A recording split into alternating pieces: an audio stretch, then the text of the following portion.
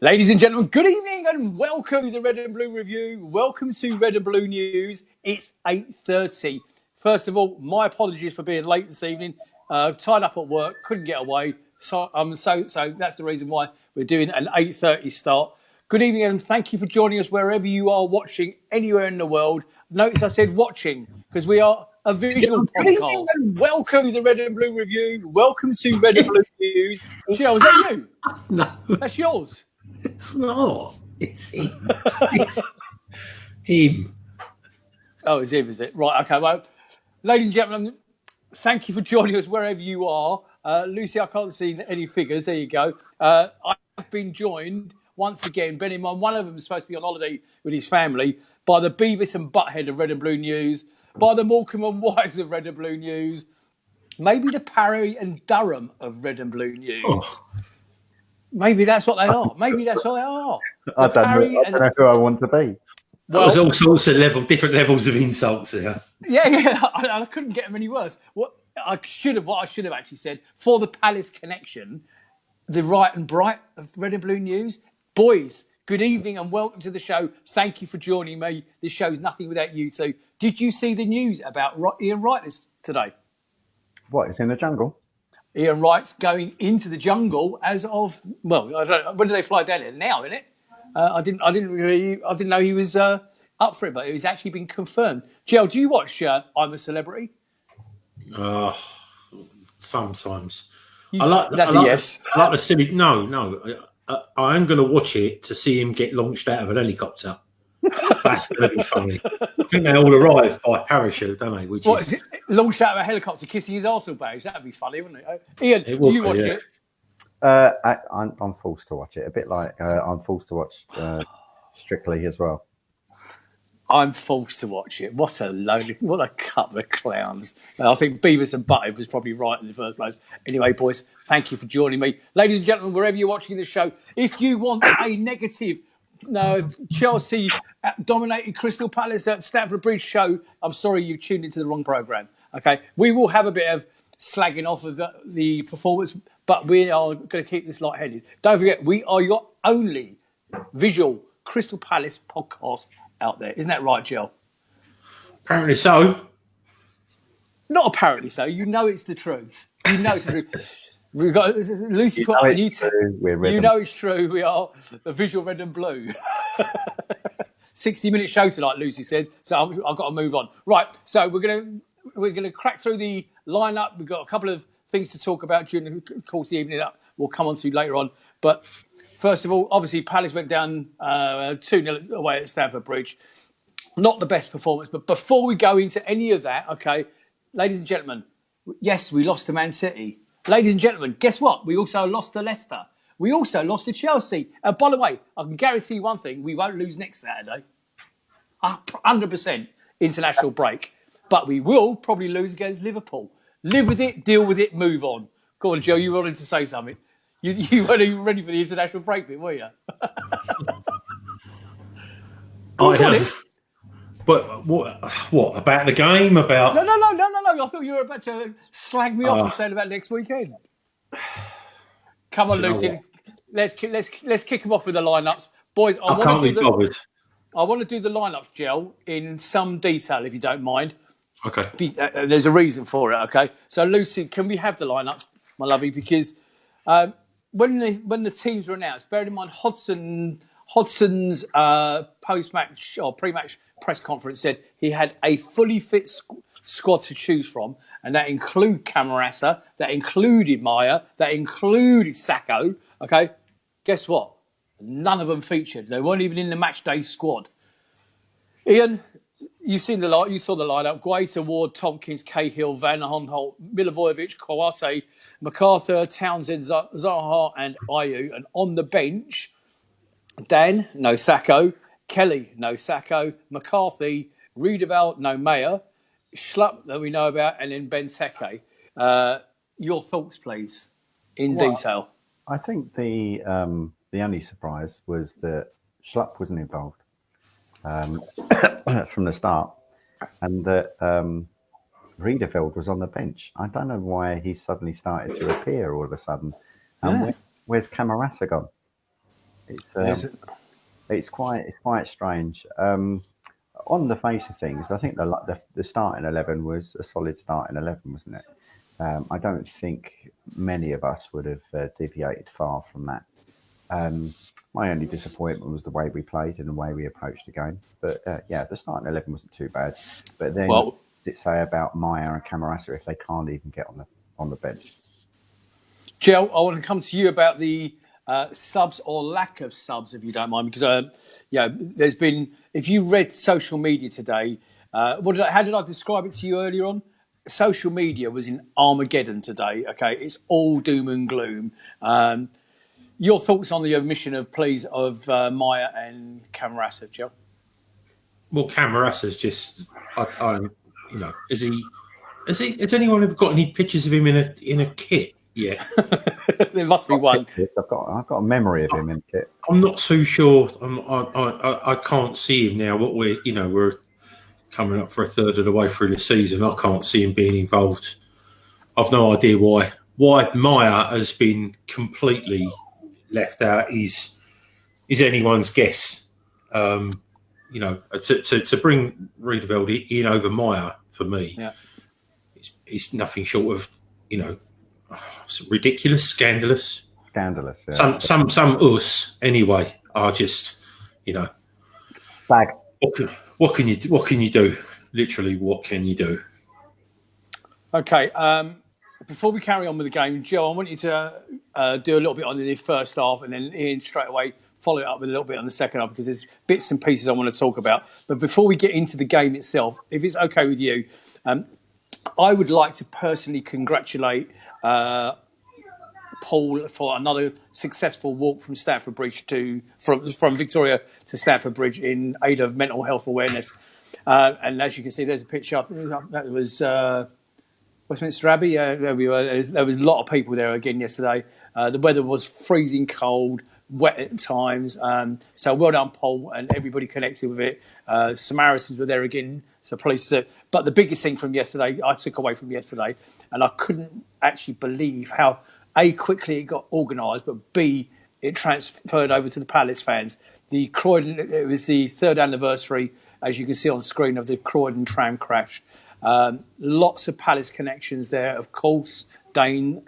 Also, there's actually a Chelsea fan in amongst them. So it was just the irony didn't pass me by, that the fact that it was Chelsea Palace yesterday and there was Chelsea and Palace fans there. So, but the point I wanted to make was how good on the 7th minute the round of applause from the Crystal Palace fans to a man were applauding the victims of the memory of the guys from the Croydon tram crash. So congratulations to each and every one of you at Stamford Bridge yesterday. You made me very proud. Joe, I know you wanted to add something as well. I did. It's unrelated to the Croydon 7, but it is related to some people. Some of you guys go to non-league football, and as many of you know, that I've not an affiliation, but I was around Craig Wanderers for a long, long time with Gary Ullman, the owner, and got to meet many of the people, and especially one. There's a few guys, Pete and Dave Jackson, been around the club since their 20s and 40, 50 years. And I had the unfortunate news last night to hear that Dave Jackson had died on Friday, and I just wanted to pay my respects and give my condolences to Dave's family, and especially Pete's his brother. And everyone else connected with Craig Wanderers, because I know there are a few Palace fans that go down, and you would have met Dave. But that grumpiest, moaniest old git you've ever wished to meet in your life, and he could literally moan about moaning. It reminded me this how I'm going to be when I'm his age. But he just was genuine. He was a non-league football man through and through. Craig Wanderers through and through. He played for the club. He managed the club for a short spell. The game that he did manage was the day that Gary Hillman, 25 years ago, took over the club. And he was a board member for years and years up until Friday, unfortunately. So this is just to mention Dave. Really, really sad, and condolences to everyone around Dave's family and Craig Wanderers. Here, mate, and I know you knew well, so commiserations from everybody at Red and Blue News. Okay, that's all the negative stuff. I want to kick off, before you do the first half, Gel. There's already been a message in the chat. Okay, now yesterday I was sitting with Grant and all the other guys at Stamford Bridge, but also I was initially sitting next to Tyler Kay, who's on our page all the time, and his partner Laura. Now, in the first half, Laura sat next to me, and I wonder why she'd swapped places. But apparently, I now have the answer as to why. And Tyler says, Laura couldn't believe how much you shouted, Nick. She thought she was going to get whacked in the head by your arms. I guess it was all out of frustration, because top and bottom of it is, I'll do the match review, boys. We were shit. Okay, and that's the bottom line. And yeah, I was vocal. I was slinging the arms about. I haven't got any Italian blood in me, but that's how I was gesticulating all day yesterday, because it was annoying. We just didn't turn up. I tell you what, the yesterday reminded me of, Joe. Sorry, I'm going to hand over to you in a second, but yesterday reminded me. The performance yesterday reminded me of Brighton last year. In fact, Brighton both games, because we didn't turn up. Gutless. Gutless. Yeah, that'll do. Good night. Gutless. That sums it up in a word. Jill, first half, mate, please, if you'd be so kind. Go for it. I've literally just written as little as possible, and I think I can absolutely sum the whole game up with this anyway. Pulisic, Willian, and Mount ran at us the whole game, and we never really had an answer to them. First goal came from a deft flick from Willian.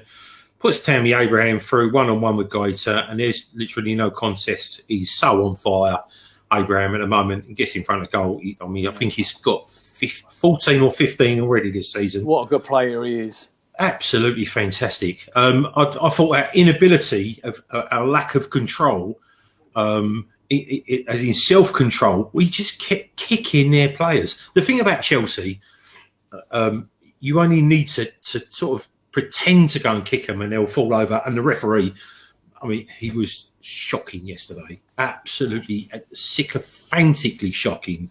Yeah. But if you want to cover off Mike Dean.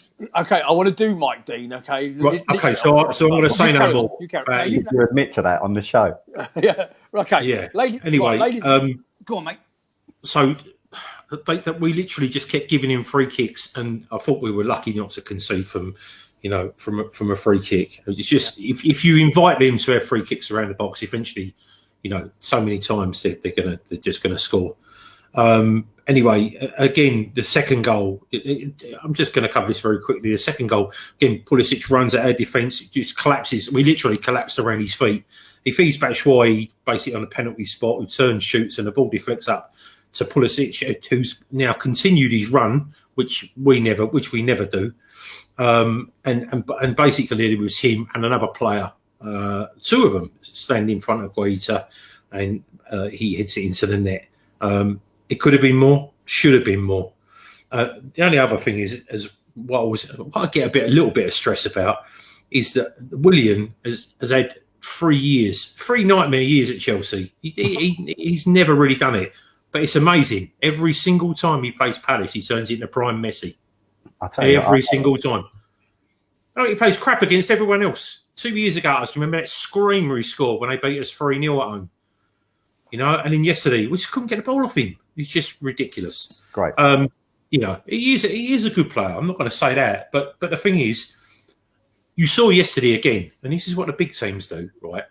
When our players are going to get away from them, they kick them. They kick them, give the foul away. Take it in turns, kicking our players, giving fouls away, giving yellow cards away. They're not worried about stopping and getting yellow cards. Mm-hmm. Well, Luca's not worried about it, obviously. But yeah, I was just amazed that they bullied us. For a team with as much experience and age as us, that we literally got bullied by them, and it was. I'm going to say the lack of creative effort, because if we say the lack of effort, it's I don't know whether it's demeaning. But the chances are that we are going to lose to Chelsea most times. But saying that, we have done all right against them in the last couple of years. We've not had any proper beatings. They've always been really close. We beat them at their place. We beat them at our place. They beat us at our place. They beat us at their place. So we are, you know, I like to think, although we're not on the same par creatively, technically, or anything like that, you know, we've been pretty up with Chelsea, but that was an abject, gutless, toothless. I'm going to take gutless back.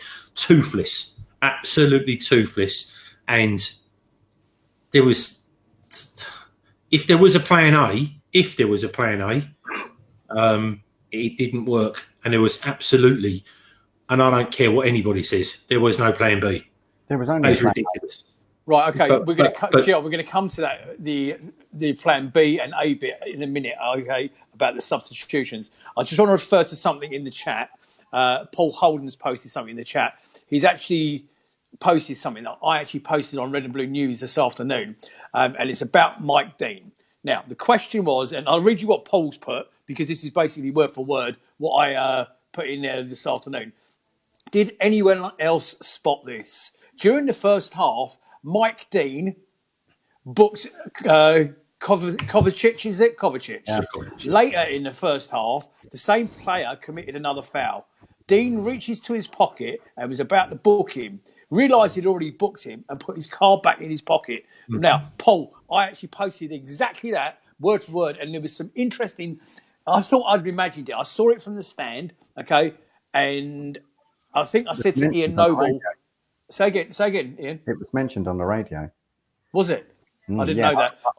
I thought I'd imagined it, mate. No, I was driving up, and for the first half, I caught the second half on the TV, and it was on TalkSport, and Trevor Sinclair was talking about, you know, every time that we're touching their players or getting near their players, he's blowing for a free kick, and yet some of the tackles that they were putting in, they were just able to play on, and he's. You know, he's quite complimentary in the way they set up and the way they were defending and everything else. But he specifically picked up on that point at least 2 or 3 times during the first half. Right, okay. Guys in the chat, you're talking, Mark Bushell, I've seen your point about Wilf. Keep your powder dry, mate. We're coming to Zaha later in the show. I've seen that, and thank you very much for your comment. And it has been noted. Lots of stuff in the chat today and yesterday afternoon about Zaha and everything else. We're going to cover off Zaha in some detail. One thing neither of you mentioned. Ian, do you want to do the second half very briefly? Because there are lots of other bits I want to go through. Yeah, sure. I mean, Joe's done most of it. The goals, because both goals were in the second half, weren't they? But well, I'll just sit here and just carry on with the wine. Yeah, no, it was. Listen, I think that the soonest we forget, get over the game, the better. They were the better side, but they were a better side for a reason. As Joe quite rightly pointed out, I don't think there was a lack of effort. The effort was misguided in that all it was just we were set out to defend. And this is the same thing that I keep talking about and Joe keeps talking about week in, week out. He's only got one way of playing, one way of setting the team up. And it would have been nice. And we said last week that because we were playing Chelsea and playing Liverpool, it'd be nice to treat them as a shot to nothing. We've done well in a 6-game run already. We're having 4 points. It would have been nice to not be quite so predictable, because when you give teams such as Man City, Chelsea, Liverpool, even to a certain degree Arsenal, Leicester, and Leicester, they will sooner or later they will knock the door down and just kick it off its hinges. And at that point, which it's so hard for us as a team to come back because we create literally nothing. And there was a lot of effort going on, but there was some really poor football as well. Every time we are so careless. Right. Looking after the ball. Okay, Ian, we'll do that now. Okay. One of the points of order later in the show that I wanted to cover off, and we're going to do it now because you've mentioned it, okay, is how poor we were in possession, okay? And we kept giving the ball back and what it was, and I called it, and it's actually part of the running order I called short game. Our short game. In golf, the short game is the iron game, okay? In short game, in my terms, I'm talking about in midfield, we're in possession, we're trying to be creative. We're not, but we're trying to be creative. Then we'll pass the ball, okay, to a Chelsea player. How many times did that happen yesterday? It was absolutely bugging me. But there's a Did fundamental. we practice that? No, yeah, but there's a fundamental reason for that. The only time we ever played a ball short is in defence, because that's where all the players are, in and around within 10 feet of each other in the bottom third. When we break and we come out with the ball, it's either a long ball out to the wing, or we recycle it backwards until the formation pushes out. So what happens is when the ball does get out to someone like Wilf, who was next to Anonymous yesterday, I couldn't believe Match of the Day was saying how good he was. He turned the ball over so many times yesterday. It was ridiculous. And all he kept doing was just going like this, getting frustrated. And towards the end of the second half, a lot of the times he was actually realising that he's got no one else to get frustrated at other than himself. And he started, sheepishly going like this to people that were pinging balls to him and feeding him the ball. But the problem is that because we play in such a defensive formation, when the ball comes out, the person it comes out to is isolated. And teams like Chelsea, Liverpool will just swarm around them, swarm the ball off on a high press. And then as our team's coming out, leaving their players free to receive the ball, something's got to change. Gel, you mentioned to me, I think it was on the phone this morning, about Reece James against Zaha. How did that battle go in your mind? Won a battle, was it? Well, it literally won a battle. So many times we've given the opposition fans, about Ward and Aaron and just, our players having their players in their pocket. Well, absolutely, he rinsed Wilf yesterday. He absolutely. I mean, this is the thing, right? This is what frustrates me, is that back in the day, if Wilf wasn't getting any joy against the right back, he used to switch to the other side and vice versa. It just doesn't do that anymore. It doesn't seem to do that anymore, does he? No. I thought he started off in the middle yesterday when I turned the game on, and it was right at the beginning. It looked like he was playing. I thought he was playing centre forward. Honestly, thought he was playing centre forward. He was in the middle quite a lot, and I really don't know. There's the same as you, Nick. When it comes to Wilf, I get loads of, because of this show, and this will start happening to Ian as well. We get loads of people private message you through social, the various social medias, and I can honestly tell you now, this weekend, I think a straw snapped with a lot of people. I had more messages about Wilf than anyone else so far this weekend. Really? And I would say almost every single one of them have had enough. They literally have had enough. Yeah, because I was sitting there thinking, do you know what? I said this before, and it's not that I've had enough, but I think Wilf's. I think he's had his time. I think he's had his time with us, and I think there's a few things that I think need to happen. I think we got to get rid of him. When I say get rid of him, I mean sell him, so that he gets the move that he wants, and we get the money that we need. Because at the moment it's diminishing. He's having. Well, okay, Joe, I'll cut you off in midstream, because Mark Bushel's point that I held over a minute ago is Wilf talking himself out of a January move or playing himself out of a January move because his value is decreasing? Carry on. I don't think he cares. I just think he's already said he wants to move. For me, I'm not sure that he's a welcome. I mean, he's just a passenger in the team. You can see that back in the day we used to just go give the ball to Wilf. Now they don't give the ball to Wilf. Even when he's free, they don't give it to him. It's I think that for the club to move forward, for Wilf, the Wilf needs to leave to let him go forward. I think it's, but also, we just discussing just quickly. I know you want to come in, but I think Wilf now being 27 today. Did you have anything lined up about the ages of the team? Is he the youngest? I think we got one younger player. I'm coming to it next. Ian, you're going to jump in. That is ridiculous. Well, with regards to Wilf, I think Wilf's at the stage now where he's playing well 1 in every 6 games. when he plays well, it's like playing with 12 players. The other 5 to 6 games, it's like playing with 10 players. And, it's just time. He's just got to move on. But the thing is that the longer he plays his own game and not a team game, the lower the fee's going to be. Yeah, I agree.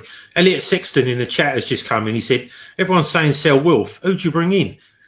It completely doesn't matter. The thing is, we're saying sell him now. He wants to go anyway, so he's going to leave. So who do we bring in? We ain't going to bring in anybody. Okay, People need to stop kidding themselves about when we sell Wilf for 50, 60 million or whatever, give the money to Man United. We need to cover some money for the debts at the end of the season. It's only going to be 20 million quid. We're not going to get any. We're not going to get. We need to go down the leagues. This is what I said last week about Leicester. They can't afford Pool A players, so they get Pool B players. That's what we need to do. Jesus, stop thinking that we need to go out and spend 50, 60 million quid on a winger. It's not going to happen. It's not going to happen. It's not going to happen anymore. Because if we bring a £50 million player in, he's going to want £150,000 a week. And we'll be straight in the same shit that we are up against FFP like we are now. So people need to get over this thing. We're moving away from the game, which is fine. But I'm just going to reset people's expectations out in Facebook land. Folks, if you think that we're going to have a war chest of 50, 60, 70 million pound come the January transfer window, let me readjust your expectations, okay? 20. Jill has just said 20 million. We've actually had it on good authority. It's more like 15 million. That's just about the same. Okay? It's more like 15 million. And we've had that today from a very, very reliable source, okay? No names, no pack drill. So if you're thinking that we're going to be going out buying all these marquee players in January, and we know we need a striker, we know we need a right back, and all that sort of stuff, and probably a couple more. And Roy probably wants about 3 or 4 more defensive midfield players because that's what he's good at, okay? Then I'm telling you now, it ain't going to happen, okay? You need to go and get only walking to 15 million quid, I can tell you that. Well, exactly. Had we offered it in the first place, we would have. But the fact is, if we'd bought him at the right, he is right. Ian, you're absolutely. If we bought him, we could have got him for £6 million at one point. We keep. I don't know. Parish loves Levy, and Parish seems to be taking a Levy approach to all these offers that we make, and trying to mug teams off, and then just offering them half, if a third of what they actually are asking for. We did it with Reece James, who has now kept Wilf in his pocket. Not only kept Wilf in his pocket, looked a better winger than he did. Tomori was another player we should have been looking at. We said this last season on the pod when he was playing for Derby. Exactly the type of player we're looking for. And Ollie Watkins, we actually put an offer in for him. They were after 15 at the time, and we offered something like 8 or 9. Yeah, that's disrespectful, isn't it? I mean, come on, let's pay the money and let's get on with it. Let's put a little bit of realism on this, okay? Today is Wilf Zaha's birthday. Happy birthday, Wilf. Wilf is 27 years old today, guys, okay? Now, I'd like somebody in Facebook land to go away while I'm live on the air, because I'm about to make a bold statement here, and see if I am right or wrong. Wilf Zaha is now 27 years old, and so is the rest of the first team squad, the regular first team squad, with the exception of Jeff Schlupp. Now, if I'm right, yesterday we had Chelsea's kids versus Palace's old men, and that's what it was. Am I right that now Zaha is 27? The rest of the first team yesterday was 27 or above. I believe that's the case. And quite frankly, that against the youth of Chelsea, that's what killed the game yesterday. That's what killed the game. Somebody in the Facebook land, I know you're looking it up as we speak. As soon as you get an answer, put it in the chat. Is Nick right or am I wrong? Okay, now Zaha is 27. The whole squad, apart from Schlupp, is over 27. Okay, that's the first team. Sorry, the first 11, the regular first 11. Is that right? So that about sums it up. There is something else, Ian, I want you to come on to, if you don't mind. I want to talk about Joe, I'm coming to you about defensive midfielders in a minute, okay, and his love of them, okay. Ian, I'm going to start with you about the 2 injuries yesterday. Now, Ward went off injured. There's the mistake. We didn't replace Wan-Bissaka. Zaha also took a heavy knock. But from what it was Hodgson said in his post-match interview, it was only a step on the foot, which can, it could be a broken a bone in his foot, but I don't think it is. By the way, before you go into that, thank you to everybody who's watching. I can see there's 80 of you watching on a third defeat on the bounce or whatever it is. Brilliant. Thank you for joining us wherever you are in the world on after the defeat and a late show. So once again, thank you.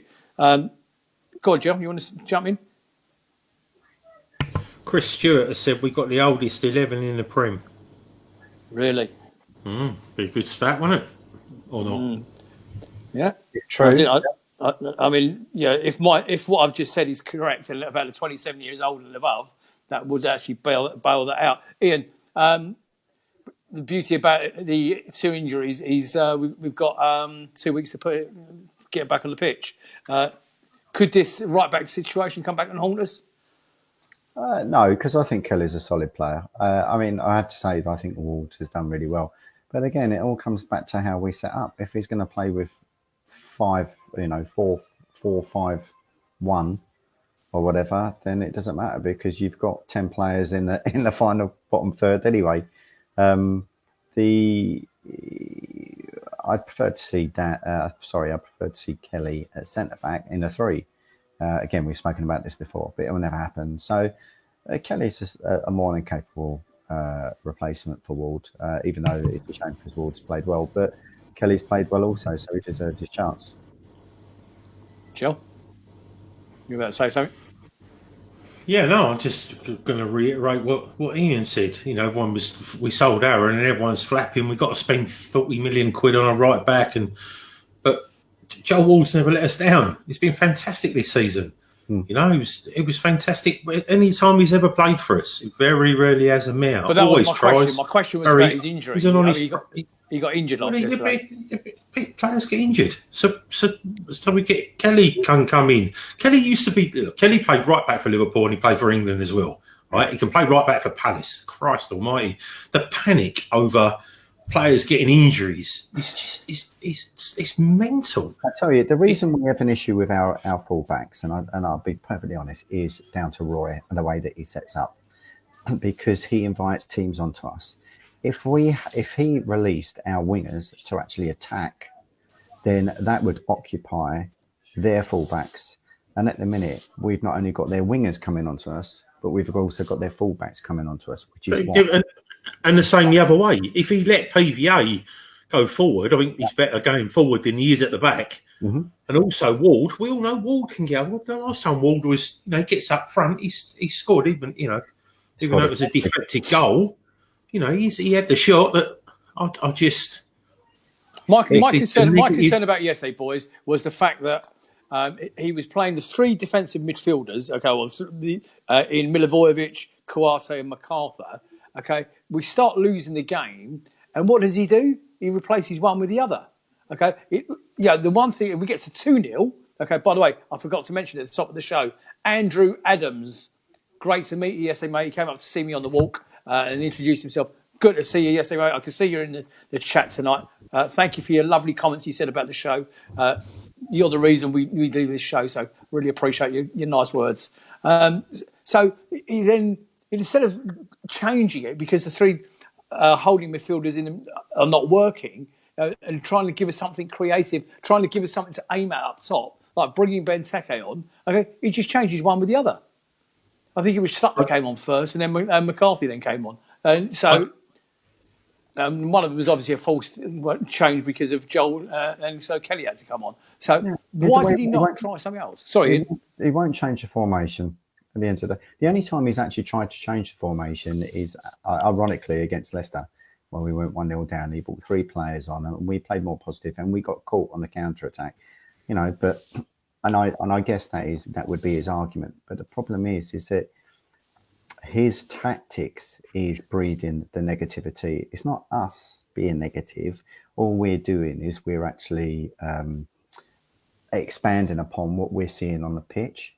We know that I've seen people all over social media the last day or two talking about we've got a poor squad. We don't have a poor squad. This is probably the best squad that we've ever had. These players can actually play football if they're given a chance to play football, but they're not. the first trigger is to defend. The first trigger is to be in certain positions when the ball is in a certain part of the pitch. That is what they are drilled to do week in, week out. When Wilf gets the ball, we should have 3 players around him. When Willian gets the ball, he's got 3 players around him. When Mason Mount gets the ball, he's got 3 players around him. You know, all these teams at the top of the division have got players around them, and we don't, because all our players are waiting for the ball to be lost, so they're in position already. Well, nobody's come back to you. I'm just coming to you now, Joe. Nobody's come back to me in the chat to say that I'm wrong on the 27 stat. Okay, guys, anybody checking it for me? I'm pretty sure I'm right, but I'd like to know. Don't let me be right. No, don't let me be right. Joe, you were about to say something, mate. The frustration with these negative tactics, I think is. I think what he's trying to do, it's going to sound stupid. He'd rather lose 2-0 than 3-0. Do you know what I mean? He'd rather lose 2-0 defending to the death than lose 3-0 having a go. You know, that's the thing. We always, when we go a goal down, think we've been very lucky with some of the results. You know, VAR has been very good to us and helped us out in the last month or so. And, you know, when we didn't get any help from VAR and then that terrible referee as well, it was only ever going to go one way yesterday. I just, I don't know. I just think that the negative tactics breeds negative football, breeds negative fans, and it then turns into a vicious cycle. It turns into a vicious circle. So, but just going back to the social media side of things, if you want to say that the team are piss poor, you say it. Don't be scared of people that that will try and bully you out of. Oh, we've never had it so good. We're this and we're that. Doesn't matter whether you've been supporting the team for this season or whether you've been supporting the team since 1979, 78, 79 season like me, or, just people all their lives have been going from when they were tiny kids. If you have an opinion, you want to put it up and it's what you believe, do it. Don't listen to other people. Don't be scared of other people. And Jill, can I put a caveat on that? Okay, yesterday we had a scenario that everybody was watching, just so you know. One of our regulars, Tim in New Zealand, posted something, and he was, by his own admittance, he was a little bit down about the result, and he was a little bit negative, and his views were negative. He was then threatened threatened with violence, okay, by some clown on the page. Ladies and gentlemen, if I ever see anybody do anything like that, the geezer that threatened him lasted 2 minutes and he's gone. And he will never be coming back in. He actually threatened this guy. I just sent him packing. Apparently, he's proud to call himself a hooligan. Well, go and be a hooligan somewhere else because you ain't going to do it on our page. Sorry, I interrupted you, mate. You're about to say something. No, not at all. No, I completely agree with you. I mean, listen, I've seen Jason saying a lot of negative comments tonight. We're 12, played 4 out of the top 5. Yeah, I mean, if you listen, Jason, we're not saying we're a bad squad or anything like this. We're just saying that we're being set up to play negatively. And where we would actually think we're better suited to be a bit more positive in our approach, and that's what we'd like to see from our manager. So I think we're being reasonably balanced. I completely agree with what you're saying, Jason, about getting through this 6-game run, because the likes of Brighton have got Leicester, Liverpool, and everyone else to come up soon. And hopefully we'll pick up points. I mean, Wilf in particular is a flat track bully. I mean, it's interesting how we play so well against the mediocre teams and the lower teams, but against the top 6, he goes disappearing. So hopefully by the time we actually get out or play Liverpool, we'll probably see a better Wilf and, benefit from that as well. Okay, go on, Jill. Can I just say that? But every game's a big game now.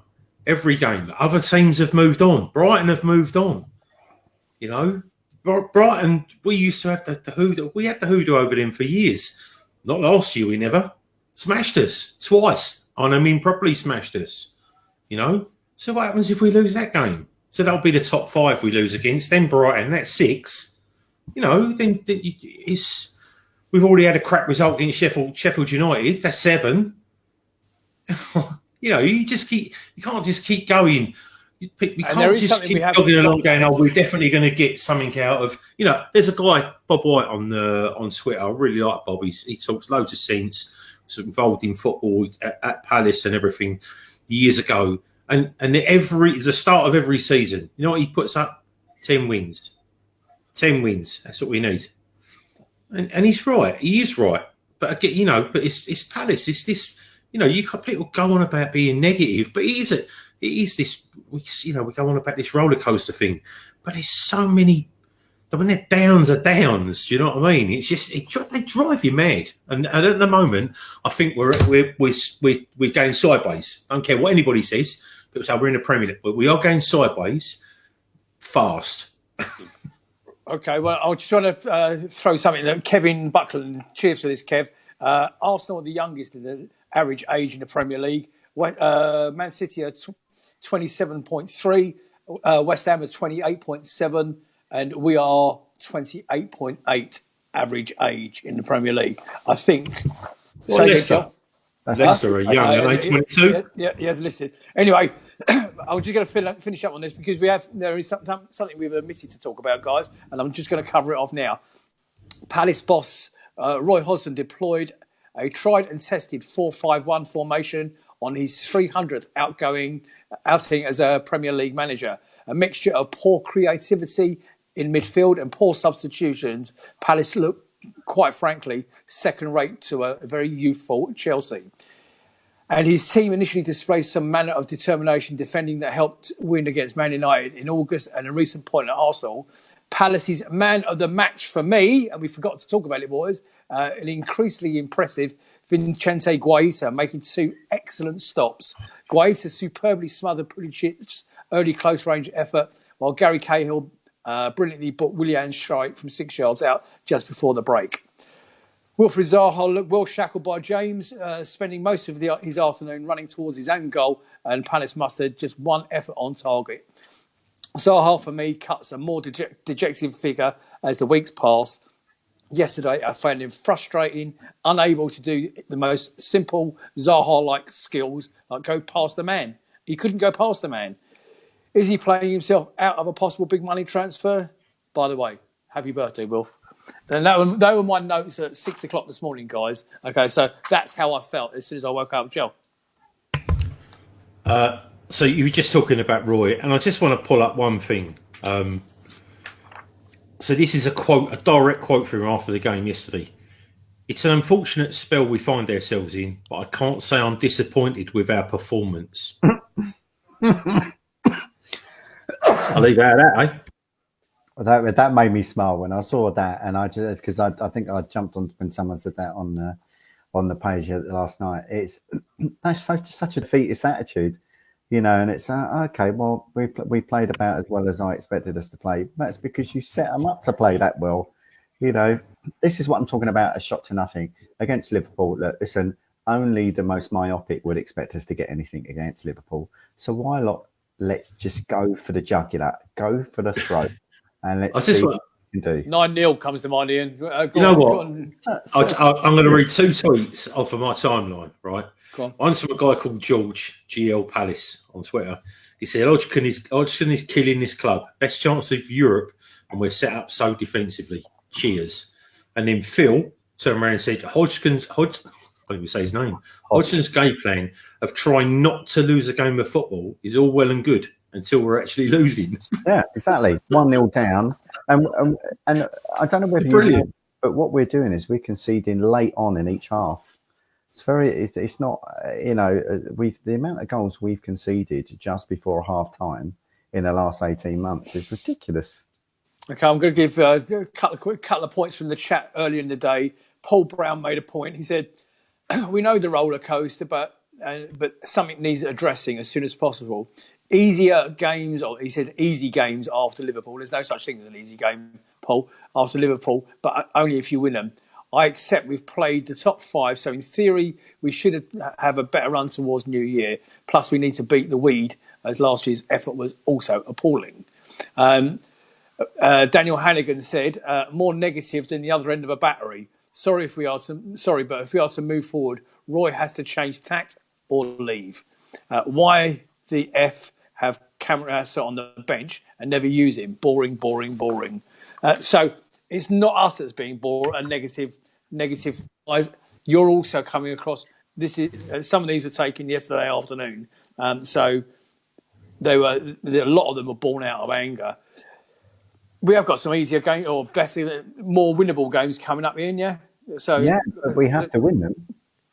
I mean, this is a key. Let's not be fooled. Burnley's important, isn't it? Burnley's important. Well, they're all important. Let's not be fooled into thinking once we get across the line with Liverpool that it's home run, because we'll be, I've said it a number of times, winning is a habit, losing is a habit. If we lose 3 games on the bounce going into the next game, then it's going to be hard for them to actually change things around. And if it's against a team that has won 2 on the bounce, then, again, it's going to be harder than we would anticipate. My point is that when we're coming up against mid-table, lower table teams, that we actually attack them. Do not let them come onto us. Do not give them the air to breathe. We've got to stifle them. We've got to be all over them, just like all the teams at the top are doing. George, do you want to throw something in there? Because I've got something else I want to add. Do you know what? No, the overall, apart from that, Georgie Wagwu just turned around and said, that was my tweet you read out on. But yeah, I mean, I think just going through Andy Stacey said, I love Palace, but it's depressing watching them the same old. He just wants Palace to light up Selhurst again if they know how to. And then Sean Axtell turned around and says, no, Roy doesn't need to go. He just needs to change things. Yeah. 71, Sean, I think he's forgotten how to change things. Kevin Buckling in the chat. This Kevin Buckling guy, good evening, mate. You're on fire. You asked the question about Arsenal. So this is the average, go back to the average age again. Arsenal are 25.1, Leicester are 26.1, and Burnley are 28.8. So that must make Leicester's average age more than exactly the same as us, 28.8. Kevin, I'm not happy with just the 6 teams. You've got to do the whole 20 now. Listen, you should have done, Kev. You should have done. If you're going to be our stats man on the live on the show, mate, you got to step up to the plate here, boy. You're doing really well. Thank you, Phil. More from the chat. Jason Green said, when we beat West Ham, we were punching in the top 4. Bit of perspective. Yeah, but I mean, it's Crystal Palace, isn't it? CRY. I'm pretty sure that at the beginning of the season, we were only there on just like alphabetical. And then Chris Stewart said, it's very hard to be positive when a team is set up in such a negative way. Why is it that non-paid fans consider problems, but the very well-paid management and players can't?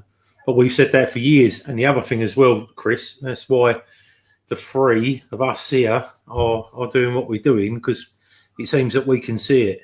But love to have a crack at being manager just for 2 weeks. Just for a week. Oh yeah, without a doubt. Take my brother along. He's bigger than me. He start punching people. I'd put you defensive midfield for a start, yeah. He could be all 3 of them, couldn't he? Yeah. I'm telling you now. He could be the back 5. Get my brother in goal. I'll go right wing. Done. At least I put better crosses over. Well, I'm clearly the leader, so I've got to be upset. I'll tell you what you don't hear. You don't hear the players screaming at each other anymore. You don't hear screaming encouragement. The only screaming you hear is when they're bollocking at each other. Yeah, but, Wolf, and it generally is. It generally is, Wilf. I know it seems like a bit of a... Listen, Cahill's been, if we want to talk positives, Cahill is a massive positive. How we got him, for a start, well, I mean, it's obviously as a result of Roy. So Roy must be doing something right with regards to the players. Champions League winner and England player. But, but Chelsea fans were singing, he's won more than you, to us, our own player, And he's right. Fair play. Andrew Adams is saying, don't dismiss Burnley. Watched them yesterday. They put balls into the box and scored from corners. Very Pulis-like. We need to match them for tactics and effort. Well said, mate. What was I going to come on to? And the other thing that I don't know if you guys picked up on the TV as opposed to being live in the ground, the Chelsea fans don't want him. I'm talking about Zaha. They were laughing at Zaha yesterday. They were were. Yeah, well, they laughing. would do that They because were they're laughing. spoiled by the amount of talent they've got there. That's the other thing as well. Will go into a club like there and be a small fish in a big pond. Roy Hamilton, really good friend of mine.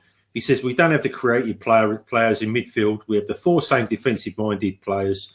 Our distribution from midfield was woeful, and with that mindset, the best striker in the world will not score. And he's absolutely right. But what the only thing I will say, Roy, is that if we had a good striker, a very good striker, which most teams seem to have these days, then we'd have a bit more of a chance. But unfortunately, although Jordan Ayew tries his best, he isn't an out striker as such. You know, that's Giroud. Yeah, and like I said, and I stand to be corrected unless he goes and scores 20 goals between now and the end of the season or next season, whenever we've given him this contract. But unless Benteke starts, goes back to his prime, then he's cooked. I think he's cooked anyway, and I don't think that's ever going to happen. But completely irrelevant. Producer Lucy is actually saying she used to be quite useful in the on the right wing, guys. So we're actually getting ourselves a red and blue review team together. Michael Curran in the chat, guys, has come back on both of you two. Okay, now over to you. Michael's saying, if you're talking about the Liverpool game, let's go for them. Okay, his words are: tell us your team to play Liverpool to nothing to lose. A free pass. Go on in. What would you do differently, the pair of you? Good question, Michael. Thank you, mate. I'll start. I'll go three at the back for a start. I play Tompkins, Cahill, and Kelly. I would play PVA on the left. Ward, if he's fit, on the right. If he's not, then I'd have to think about maybe even putting Townsend as a wing back. I would put creativity in the midfield, so I'd certainly have Meyer in there. 100%. Chiarte and maybe Luca or Stroke McCarthy. The only problem for Luca with me is, again, he's like a new Ray Wilkins, side backwards, 50-yard ball. If it was if we were playing NFL, I'd bring him on for penalties and take him back off again. And then I'd play. I'd have MacArthur for Luca. Yeah, okay. Well, whoever. But the fact is, what I'll do is by playing the three, you're automatically pushing the team 10 yards further up the pitch. And then you've got triangles in when the player's got the ball, you've got people on an angle and through the lines. The problem being is that we need players that can actually pass through the lines. And it's the quality of passing that may kill us for that. But I'd certainly go for it. Go for it for the first half. And, and if it doesn't work, and we're 2-0 down, then you sit back and try and, minimise the losses, because it's going to be at least 2-0 either way, isn't it? So, Jill, before you respond and change what he's done, John Knox in the chat said he's going to play up front. Kevin Lyons, he said Nick Philpott can park the bus. Badly. he's here all night. Good on you, Lizy. Right, so okay, would you have changed anything Ian just said, did it, Jill? Yeah, just ladies and gentlemen out in the chat, before he answers, your predictions for the Liverpool game, please go. I'd have Luca out the side. I'm pretty much don't know what's going on with his head now. Honestly, he's had too much of a bad run, and he just seems to be, I don't know, slower, ponderous, and he's now become a target for referees. Every time he sticks a boot in, he's just getting carded every single time. So, but I'd have MacArthur. You can't drop James MacArthur. Christ, and no one in their own. You've got to. If you've got, you look genuinely disappointed you're coming off yesterday, Joe. I felt for him yesterday. Understand. Yeah, I honestly don't understand. If there's two players in our club that give their all every single time they play, Joel Ward is one, James MacArthur is another. You can aim that at very, very few of those players. Very few of those players. He's not giving the credit he deserves, especially for the work. Not at all. I've said it for ages now. When James MacArthur leaves this club through either getting a dream move back up north to play for his club that he supported as a boy or whatever, or to go to Rangers, or he retires from football after he's finished with us, then we will know how much we will miss him. He's an unbelievable player. And from the very, very first time I ever saw him kick a ball, and I said it way back on the whole radio days, he taught a lot of our players how to properly pass a football. We were passing footballs to each other, and they were so crap and slow, the passes that they were being intercepted. You watch him when he passes a ball to someone, he fires it at you. And you have to be good enough as a professional footballer to be able to trap it, stop it, and then turn and go. That's the kind of football he plays. He's up and anyway. I wouldn't change much apart from that.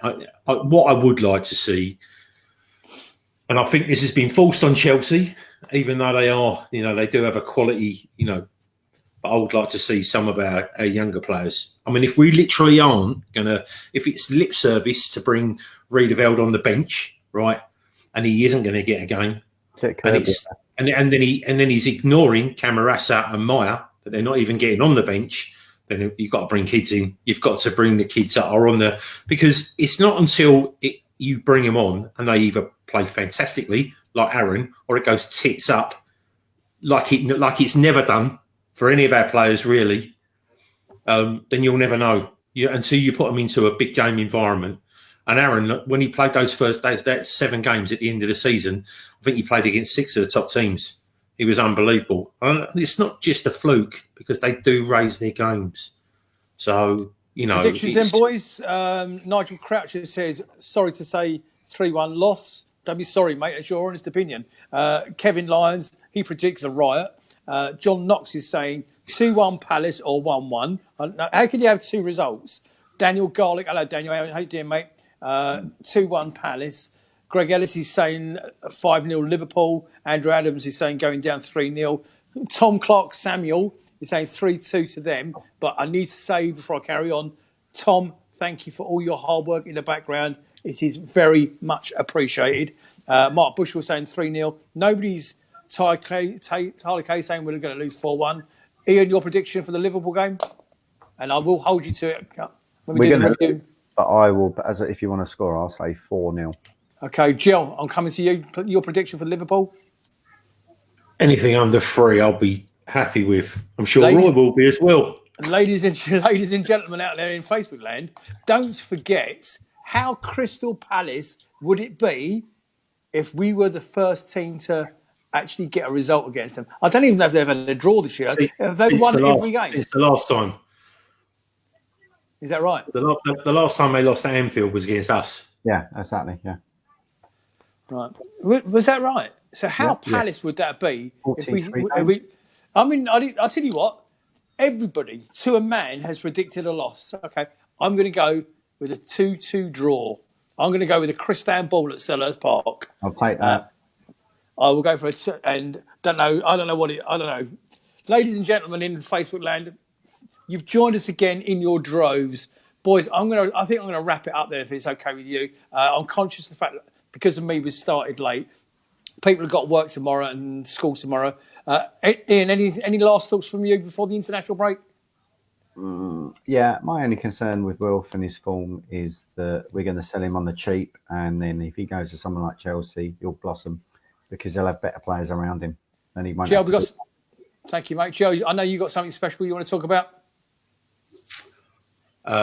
What next week? What we're about to do next week? Yep. Okay, so he's thrown me under the bus again because we didn't talk about this beforehand, so that's what I had to ask. Just very quickly, so behind the scenes, Lucy has been doing amazing stuff, building a video of our trip. We're almost finished. I saw it today, and I will admit, got a little bit teary on it. It was really, really lovely. There's some more photos sent over from Cape Verde to me by certain people, and all I'm going to say now is I think you're going to love it, and it is definitely coming for, we have a little bit of a show going out next week, but it's obviously just going to be based around the trip and the charity side of what we did out there with everyone's help. Ladies and gentlemen, so there won't be a live show, but there will be a very important one. And when it comes out, Can I ask a favour on Gel's behalf, because he's too bashful to ask you? When you see this, could I please ask you to share it on every group that you're affiliated with? I don't care which one it is, worldwide, especially you boys down under, especially you guys in Canada, those of you in the States. I'd like you to share. I want this to go global. I want this to go viral because of the work that they put in. Palace, yeah. Charlton, Millwall. We're not going to give too much away. Okay, ladies and gentlemen, we're going to, Ian, Gel, thank you as always. Lucy in the background, everybody, Ben, Alan, Sean Feeney, everybody connected with the show. I'm going to leave it there and say thank you very much, and Tom, everybody that's joined us this evening. Thank you again. One last thought from me. Okay, with the going down of the sun, we will remember them. Good night.